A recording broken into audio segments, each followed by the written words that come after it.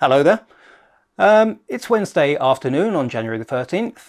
Yesterday, an announcement was made by the Sapporo Beer Company that a limited range run of a special collaboration project they've done with a local craft brewery is going to be scrapped completely. The beer is all in cans, it's all ready to be shipped, and they've scrapped it. Their explanation for it was because they discovered a spelling mistake on the can.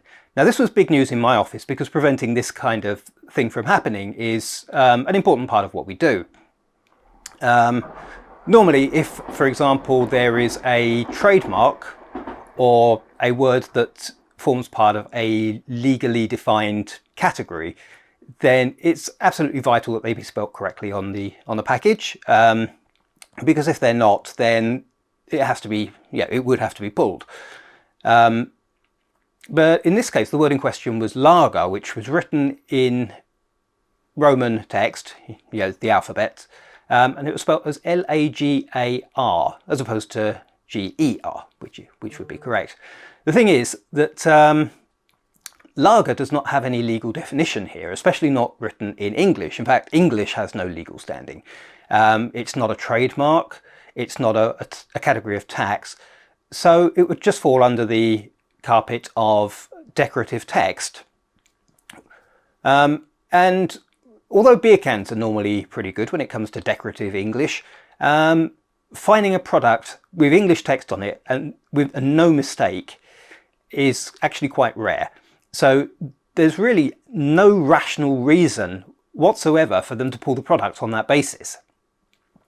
So what I suspect is going to happen is one of two things. Either the whole thing was a ruse or it's a pivot. It doesn't really matter, to be honest. Either they've said that they've halted production and supply, but in fact have just temporarily stalled it. Then the story goes public. Everyone gets outraged. That drives up the market demand. So then when they actually put it on the shelves, it's gone straight away. They sell out immediately. The other explanation is that in a few weeks or so, you're going to start to see the cans appearing on eBay and other auction sites at heavily marked up prices as collector's items. Because the best collector's items have got spelling mistakes or printing errors, things like that. Normally a pristine copy of a regular off-the-shelf, no problems item doesn't really keep any collector's value. So it's only really the ones that have got printing errors or other defects. So time will tell on that one.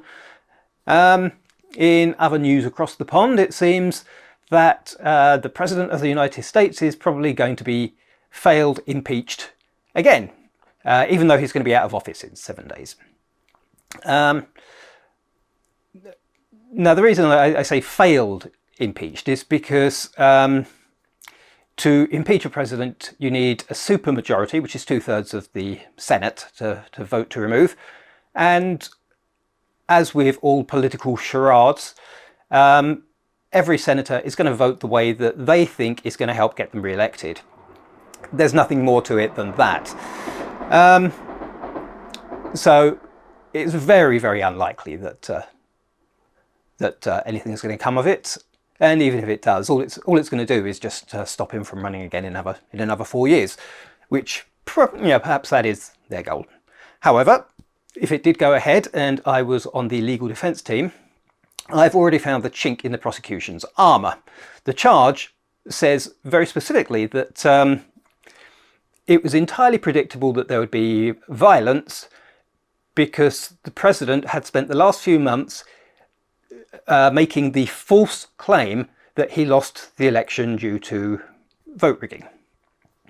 And the key point here hinges really on it being a false claim. Because if I was on the defence, then I would spend my 3 days presenting every single piece of evidence, one by one, and explaining how each piece of evidence by itself could have tipped the election back in President Trump's favour. However, no court allowed it to be heard, and so no judge has ruled on it. So to claim that it is false is itself a false claim. And so trying to impeach a president on that basis is therefore an act of insurrection. And I would have probably already had the impeachment papers drawn up for the House Speaker, and probably on her desk that morning. But that would have the benefit of most likely stopping the entire process in its tracks, but also it would make sure that all of the evidence actually got a hearing. And to the extent that none of it had been proven, then that really just shows that everything that the president had been doing for the last 3 months is not only his right, but also an obligation as the head of the executive branch to make sure that the election results had been arrived at correctly. But we shall see, because nothing ever goes quite the way that you expect it's going to.